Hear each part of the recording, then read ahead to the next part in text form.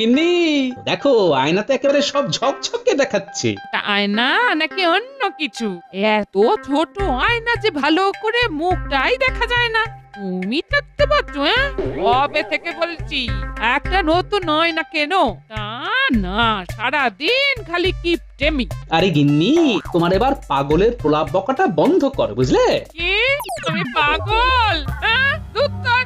ঠিক আছে, তাহলে দেখো এই পাগল কি কি পাগলামি করে। হ্যাঁ,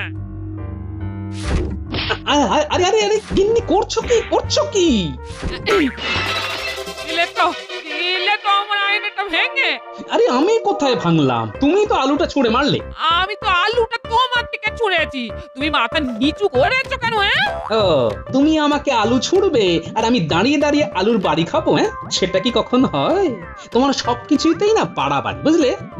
দেখলে তো শেষে আয়নাটাই ভেঙে গেল। হ্যাঁ,